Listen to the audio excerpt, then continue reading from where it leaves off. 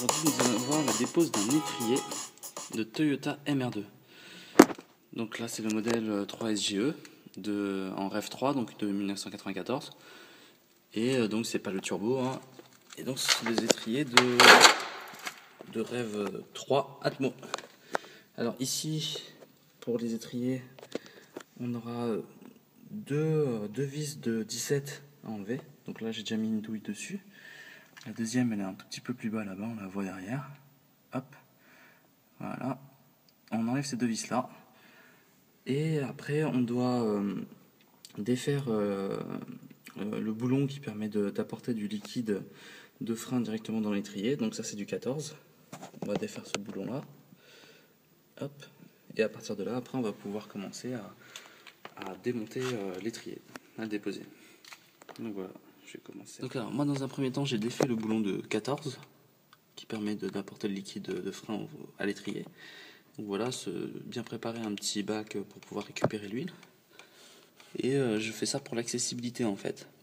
Donc je démonte d'abord ce boulon là pour pouvoir libérer ce câble et me permettre de passer derrière.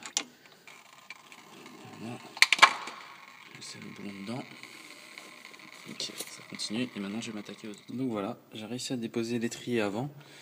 Donc alors comme je vous ai dit, l'étrier se présente de cette manière là sur la jambe de force.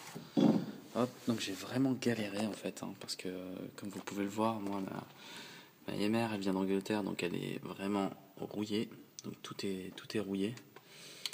Il y a des débris qui partent dans tous les sens. Et du coup, donc au niveau des vis là qu'il y avait de 17, il y en avait une qui était vraiment complètement bloquée. Donc même avec la déboulonneuse, j'ai galéré. Donc voilà comment se présente l'étrier de derrière. Donc là c'est l'emplacement avec qui permet de mettre enfin cette partie là, le câble pour l'huile, le liquide de frein, donc qui arrive directement ici. Et donc du coup ça c'est un boulon de 14. Et donc les deux qui sont ici, qui sont des boulons de 17, très compliqué à dévisser sur des parties rouillées comme la mienne. Donc voilà, après une fois que on a démonté ces deux boulons, donc on a l'étrier qui tient complètement sur le disque, et en jouant un peu de cette manière là, en faisant bouger la chose, on arrive à le sortir.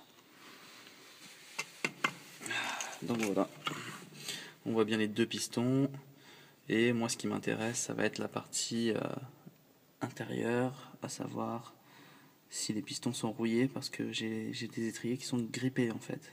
Donc c'est à dire que les pistons s'arrêtent en bout de course et ne rentrent plus après dans leur cylindre. Donc il y a des parties qui sont rouillées à l'intérieur, et du coup il va falloir que je polisse tout ça pour faire en sorte que les pistons glissent bien. Donc voilà, c'est un démontage d'étrier sur Toyota MR.